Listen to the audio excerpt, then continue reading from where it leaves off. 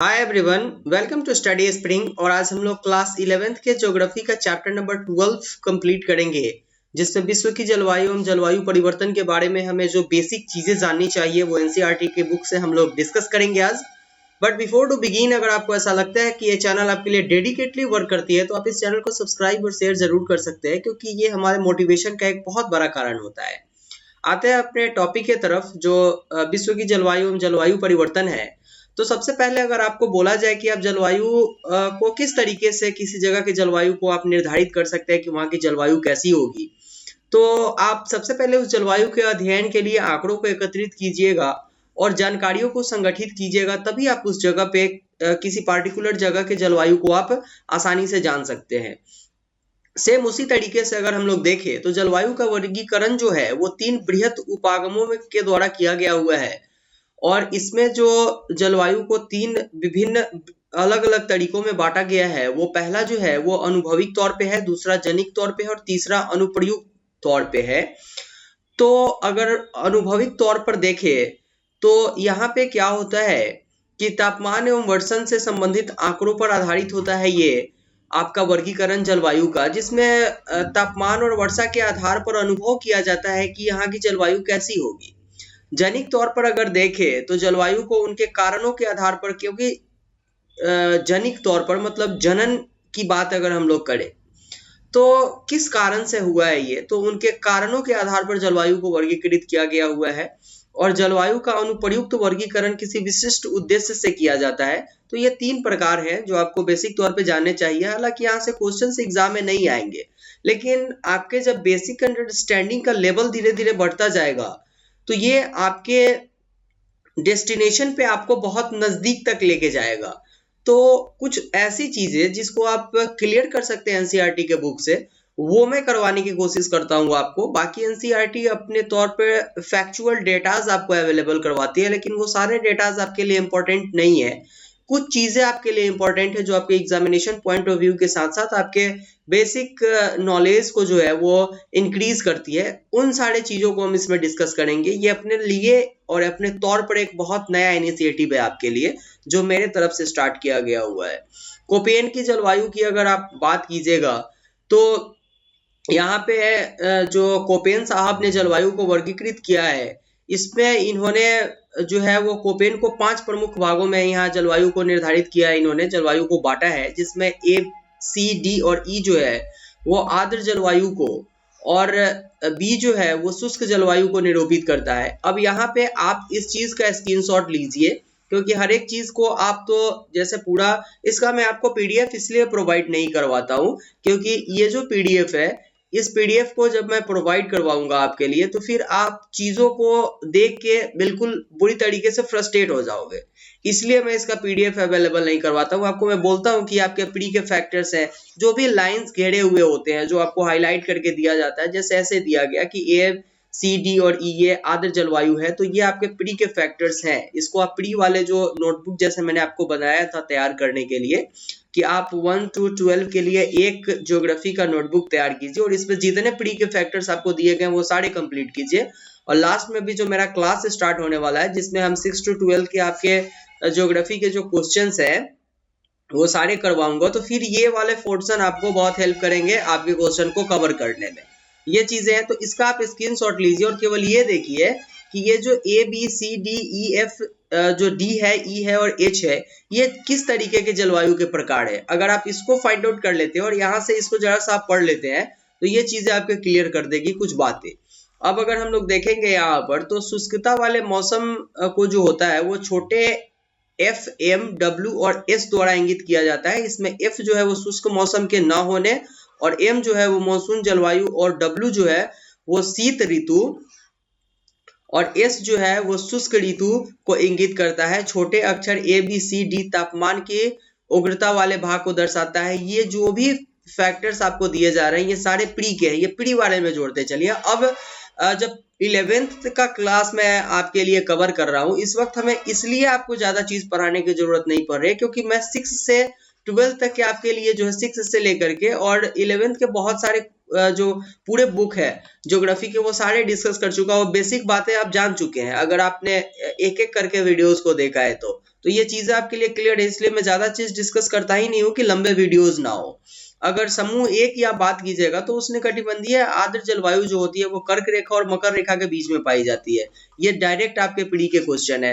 इसमें क्या डिस्कस मैं करूँ आपसे कि उष्णकटिबंधीय आर्द्र जलवायु जो होगी वो कर्क रेखा और मकर रेखा के बीच में पाई जाएगी। 30 डिग्री ऊपर 30 डिग्री नीचे की बात कर लीजिए आप, कहानी खत्म है यहाँ से।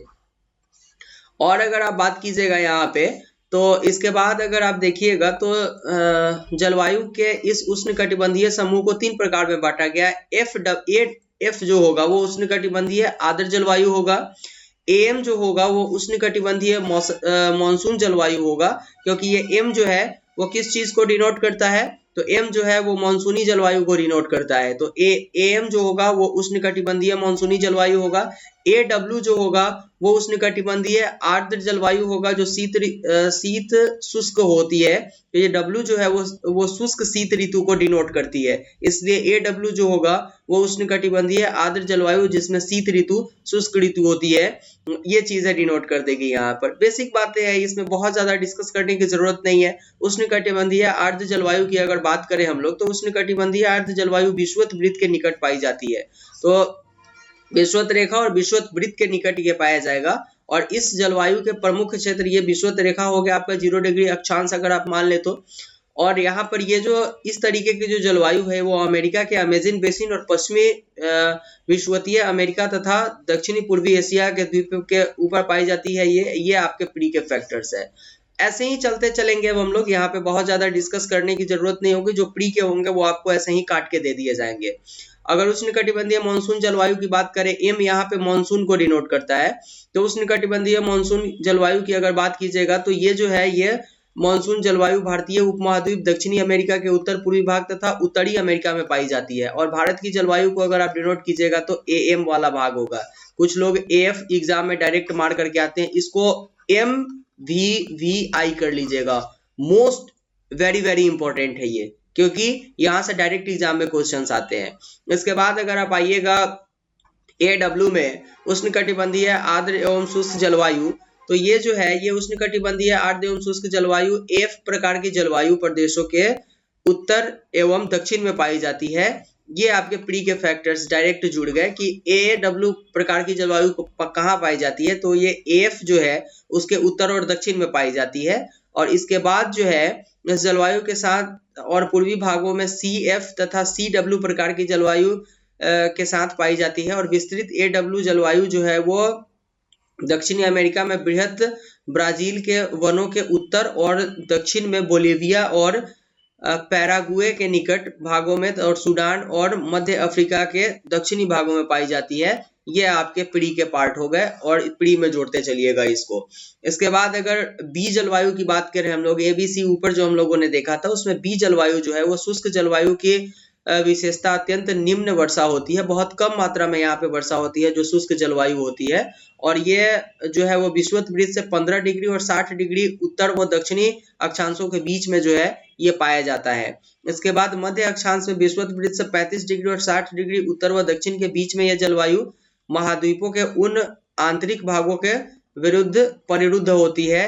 ये जो चीजें आपको बताई गई ये एग्जाम के लिए इंपॉर्टेंट नहीं है, लेकिन आपके बेसिक नॉलेज के लिए ये इंपॉर्टेंट है, जिसको स्क्रीनशॉट लेके आप आसानी से समझ सकते हैं। इसके बाद अगर हम लोग देखें तो नेक्स्ट आता है आपका शुष्क जलवायु को स्टेपी अथवा अर्ध शुष्क जलवायु को BS और मरुस्थलीय जलवायु को BW में विभाजित किया गया हुआ है। ये आपके प्री के फैक्टर्स हैं जो जिसमें आपसे एग्जाम में डायरेक्ट पूछे जाएंगे कि जो है वो मरुस्थलीय जलवायु को किस में विभाजित किया गया हुआ है, तो ये आपके BW वाले में इसको विभाजित किया गया हुआ है। इसके बाद 35 डिग्री और 60 डिग्री उत्तरी अक्षांशों के बीच में मध्य अक्षांशीय स्टेपी और मध्य अक्षांशीय मरुस्थल BWK को विभाजित किया जाता है। ये भी आपके प्री के है। ये सारे एग्जाम में डायरेक्ट आते हैं, इसलिए इसको अवॉइड नहीं करना है, इसको लेते हुए चलना है।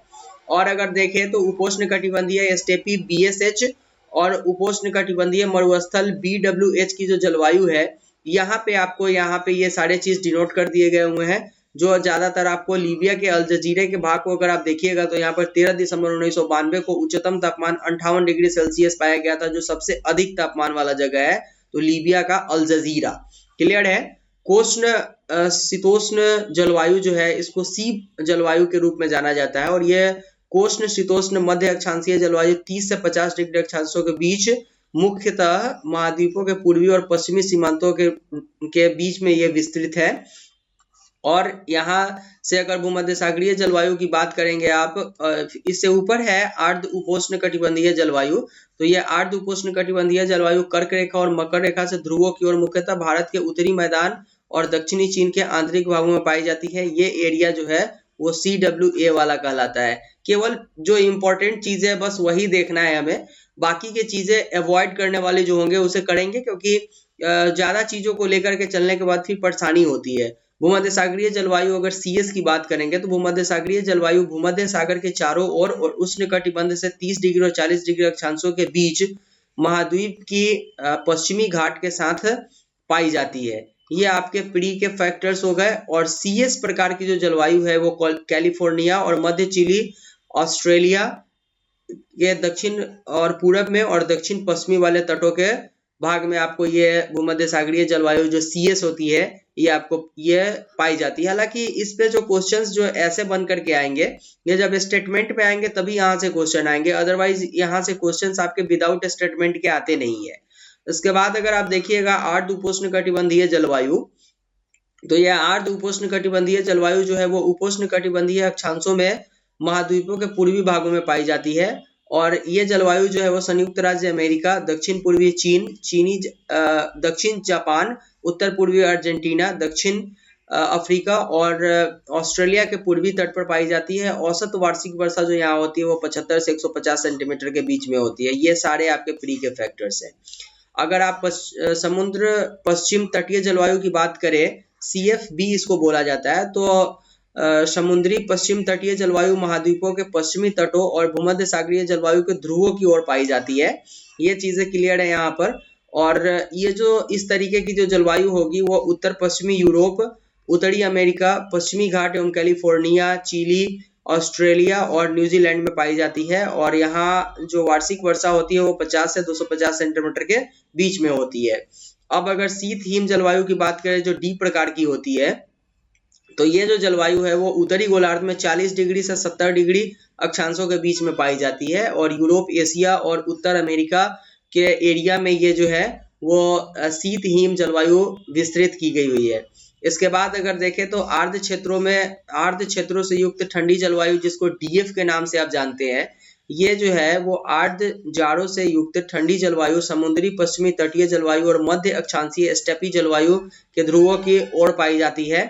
और DF प्रकार की जो जलवायु होती है जिसको शुष्क जाड़ों से युक्त ठंडी जलवायु कहते हैं, यह शुष्क जाड़ों से युक्त ठंडी जलवायु मुख्यतः उत्तर पूर्वी एशिया में पाई जाती है। और यहाँ का जो तापमान होता है और वार्षिक वर्षा की अगर बात करें तो 12 से 15 सेंटीमीटर यहाँ पे बारिश होती है। ध्रुवीय जलवायु जो E होती है ये 70 डिग्री अक्षांश से पूरे ध्रुवों की ओर पाई जाती है। मतलब 70 डिग्री अक्षांश अगर यहाँ मान ले तो पूरे दोनों ध्रुवों की ओर इस तरीके की जलवायु पाई जाएगी और इसी में टुंड्रा जलवायु पाई जाती है। इसके बाद है हिमटोप जलवायु, जिसको EF प्रकार की जलवायु कहा जाता है। ये जो है यहाँ पे आपको हिमटोप जलवायु ग्रीनलैंड और अंटार्कटिका के आंतरिक भागों में पाई जाती है। यहाँ से केवल यही इंपॉर्टेंट है, बाकी की चीजें आप पढ़ के केवल समझ सकते हैं। उच्च भूमि जलवायु, अगर एक प्रकार की जलवायु की बात करें तो उच्च भूमि जलवायु जो है वो ज्यादातर वहां पे पाई जाती है जहाँ ऊंचे पर्वत और थोड़ी थोड़ी दूरियों के मध्य स्थान पर तापमान में भारी परिवर्तन होता है। जैसे ऐसे वाला एरिया जहां जहां होगा तो इस तरीके के एरियाज में जो है वो उच्च भूमि जलवायु जो एक प्रकार की होगी वो पाई जाती है। इसके बाद जो इम्पोर्टेंट है जलवायु परिवर्तन की बात करें तो आप अपने लाइफ में हर एक दिन कुछ ऐसा काम करते हैं जो जलवायु परिवर्तन जो है क्लाइमेट चेंजेस के लिए अपनी अहम भूमिका निभाता है। जैसे आप शेविंग क्रीम का यूज करते हैं, शेविंग क्रीम का आप यूज कर रहे हैं, इसमें क्लोरोफ्लोरोकार्बन जो होता है उसका यूज होता है।